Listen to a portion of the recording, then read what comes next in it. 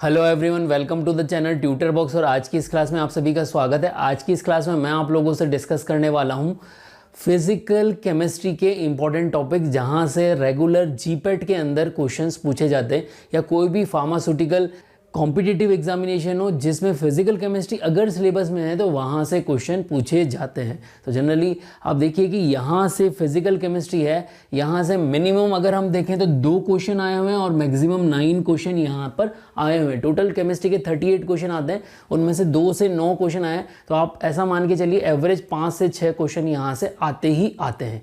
अब हम अलग अलग टॉपिक देखते हैं इसके सिलेबस में से, और उन टॉपिक के अंदर भी जो सब टॉपिक हैं अगर आपको उन पे ही फोकस करना है जहां से क्वेश्चन रेगुलरली पूछे गए, तो मैं वो सब टॉपिक के बारे में आप लोगों को डिटेल से डिस्कस कर रहा हूं, और कहां से एमसीक्यू हर साल पूछे जाते हैं वो आप लोगों को बता रहा हूं। तो अगर आप लोगों के लिए अगर पूरा साल भर है, अगर आप उस हिसाब से प्रिपरेशन कर रहे हैं तो सारे टॉपिक आप अच्छे से देखिए, और अगर आप लोगों के पास बहुत कम टाइम बचा है तो आप कुछ स्पेसिफिक टॉपिक देख के चले जाइए, तो वहां से आप क्वेश्चन कर सकेंगे।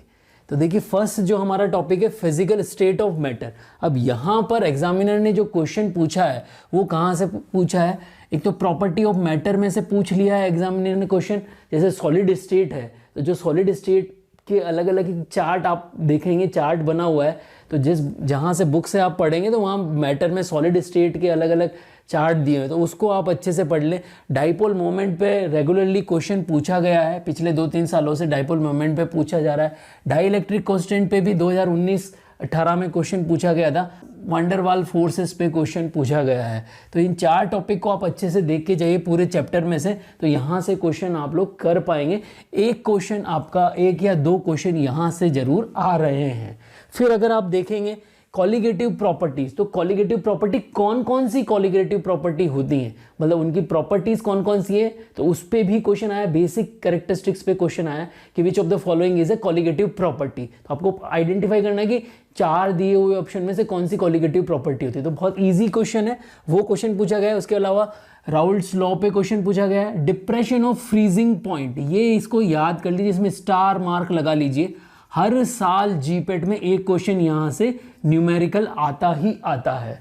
Freezing point, depression of freezing point, यहां से न्यूमेरिकल आता है। अभी भी अगर आपने नहीं देखा है तो एक क्वेश्चन न्यूमेरिकल जो ज्यादातर बच्चों का गलत होता है वो आप देख के चले जाइए। पिछले सालों के जो फ्रीजिंग पॉइंट के क्वेश्चन आए उसको इनामदार बुक से देख लीजिए, कौन कौन से क्वेश्चन है, उनके सॉल्यूशंस देख लीजिए और किस तरह से सॉल्व करते हैं उसको देख लीजिए। यूनिट्स क्या होती हैं वहाँ पर, यूनिट्स का अच्छे से आपको ध्यान रखना है क्वेश्चन सॉल्व करते हुए। ज़्यादातर बच्चे यूनिट्स में ही मिस्टेक करते हैं, तो इसको जरूर देख के जाएं, यहाँ से पक्का क्वेश्चन आएगा ही आएगा। अगर आप फिजिकल केमिस्ट्री नहीं कर रहे हैं तो एटलीस्ट केवल डिप्रेशन और फ्रीजिंग पॉइंट को ही पढ़ के चले जाइए, एक क्वेश्चन तो आपका यहाँ से सही हो ही जाएगा। उसके अलावा डिटर्मिनेशन ऑफ मॉलिक्यूलर वेट और ऑस्मोटिक प्रेशर, तो ऑस्मोटिक प्रेशर से भी रेगुलर क्वेश्चन पूछा गया है। एक साल छोड़कर एक साल तो ऑस्मोटिक प्रेशर से क्वेश्चन आ ही जाता है, और फ्रीजिंग पॉइंट से तो आता ही आता है। फिर अगर आप थर्मोडायनामिक्स की बात करेंगे तो थर्मोडायनामिक्स में जो first, second and third law जो है, उन तीनों में से बेसिक क्वेश्चन पूछ लिया जाता है कि कौन सा लॉ ये थर्मोडायनेमिक्स का है। उसके बाद आप देखेंगे तो एंथैल्पी से क्वेश्चन आप लोगों का पूछा जाता है, और गिब्स और हेल्महोल्ट्ज इक्वेशन से क्वेश्चन पूछा जाता है। तो एंथैल्पी पे भी रेगुलर क्वेश्चन आप लोगों से पूछा जा रहा है, तो इसको आप अच्छे से करके जाएं। देन अगर हम सॉल्यूशन को देखेंगे तो सॉल्यूशन में जो आप लोगों के क्वेश्चन आ रहे हैं वो न्यूमेरिकल बेस्ड क्वेश्चन आते हैं, जैसे कि मोलरिटी पे क्वेश्चन आ गया, मोलेलिटी पे क्वेश्चन आ गया, मोल फ्रैक्शन पे और परसेंटेज एक्सप्रेशन पे। तो इनके क्वेश्चन आप अच्छे से कर लीजिए। पहले तो मोलरिटी को समझ लीजिए, इसके न्यूमेरिकल आप कर लीजिए, मोलेलिटी को समझ लीजिए, मोल फ्रैक्शन को समझ लीजिए। तो बेसिक जो इनके न्यूमेरिकल बेस्ड क्वेश्चन है वो आप अच्छे से समझ लीजिए, तो आपके मोलरिटी वाले और सॉल्यूशन चैप्टर के जो क्वेश्चन आते हैं वो सॉल्व हो जाएंगे। सॉल्यूशन से भी एक क्वेश्चन पक्का आता ही आता है। क्लियर? और थर्मोडायनेमिक्स से एंथैल्पी से क्वेश्चन आ जाता है, या गिब्स इक्वेशन क्या है वहां से क्वेश्चन आ जाता है। ठीक है। देन काइनेटिक्स से अगर आप देखेंगे तो ऑर्डर ऑफ काइनेटिक्स जो रिएक्शन है, first order, second order, third order, और ये किस पे डिपेंड करती है, ये डायरेक्टली प्रोपोर्शनल किसके, कंसंट्रेशन के प्रोपोर्शनल है या नहीं है।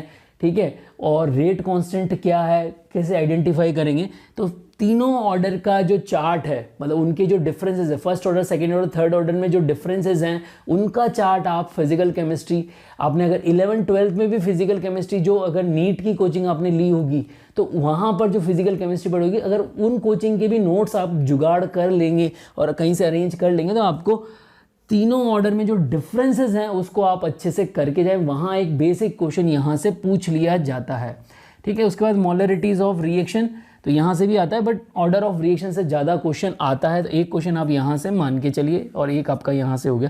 देन इलेक्ट्रोकेमिस्ट्री, तो इलेक्ट्रोकेमिस्ट्री में फेराडे लॉ जो है उससे हो सकता है क्वेश्चन, हाफ सेल और हाफ सेल पोटेंशियल यहाँ से क्वेश्चन आता है, और नर्स इक्वेशन से भी काफ़ी बार क्वेश्चन आया हुआ है, तो इसको ध्यान से करके जाएं। और रेफरेंस और इंडिकेटर इलेक्ट्रोड कौन कौन से होते हैं इसकी एक पूरी टेबल है, उस टेबल को जैसे नंबर से दी गई है उसी क्रम में आप लोगों को याद करना है, तो रेफरेंस और इंडिकेटर इलेक्ट्रोड्स को आप देख कर जाएं। इसके अलावा रिफ्रैक्टिव इंडेक्स और मोलर रिफ्लेक्टिविटी, यहाँ से कभी कभी क्वेश्चन पूछ लिया जाता है। तो बेसिकली जो टॉपिक मैंने आप लोगों को बताए, 6 टॉपिक मैंने आप लोगों को बताए, इन 6 टॉपिक में से एक एक क्वेश्चन आप लोगों का अगर करेक्ट हो जाता तो एटलीस्ट आपके 5 से 6 क्वेश्चन करेक्ट हो जाएंगे। अगर 9 क्वेश्चन भी आते हैं तो उसमें से आपके 4 से 5 क्वेश्चन आप करेक्ट कर दोगे। उसमें ईजीएस्ट जो मैंने बताया, डिप्रेशन ऑफ फ्रीजिंग पॉइंट हो गया, एंथैल्पी पे क्वेश्चन हो गया, प्रॉपर्टी ऑफ मैटर और डाइपोल मोमेंट और डाइलेक्ट्रिक कांस्टेंट इस और वंडर वाल फोर्स, तो यहाँ पर से एक क्वेश्चन आता है। और ऑर्डर्स ऑफ रिएक्शन में से एक क्वेश्चन आप करके चलिए, नर्स्ट इक्वेशन, फेराडे लॉ, यहाँ से एक क्वेश्चन आप करके चल जाए। अगर ये इतना सब कुछ भी आप कर लेंगे तो आपके 4 से 5 क्वेश्चन करेक्ट हो जाएंगे, और ये आपको बहुत कुछ हेल्प करेगा आपकी जीपेट को क्वालिफाई करने में और जीपेट में आपकी रैंक इंक्रीज करने में। क्योंकि ऐसा मैं क्यों कह रहा हूँ कि रैंक इंक्रीज करने में, क्योंकि ज़्यादातर बच्चे फिजिकल केमिस्ट्री के क्वेश्चन गलत करते हैं, और अगर आप इसके क्वेश्चन सही करेंगे तो आप दूसरे बच्चों से आगे निकल जाएंगे। समझ में आ रहा है ना? तो आई होप आप लोगों को जो भी चीज़ मैंने यहाँ समझाई वो समझ में आई होगी, और अगर आप लोगों को लगता है कि ये जो चीज़ें मैंने बताई हैं ये यूज़फुल हैं तो एटलीस्ट अपने एक फ्रेंड को तो आप शेयर कर ही सकते हैं। जय भारत, जय हिंद।